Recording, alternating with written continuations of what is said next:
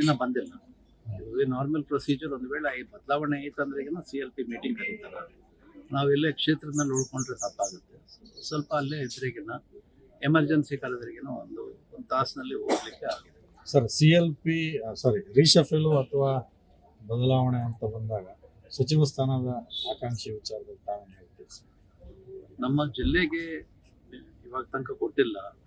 ಹೊಸ ಜಿಲ್ಲೆ ಡೆವಲಪ್ಮೆಂಟ್ಸ್ ಬಗ್ಗೆ ಡೆವಲಪ್ ಆಗ್ಬೇಕಂದ್ರಿಗಿನ ಅವಕಾಶ ಮಾಡಿಕೊಟ್ರಿಗಿನ ಒಳ್ಳೇದು ನಮ್ಮ ಜಿಲ್ಲೆಗೆ ಅಂತ ಹೇಳ್ಬಿಟ್ಟು ತಮಗೆ ಕೊಟ್ಟರೆ ನಿಭಾಯಿಸ್ತೀರಾ ಸರ್?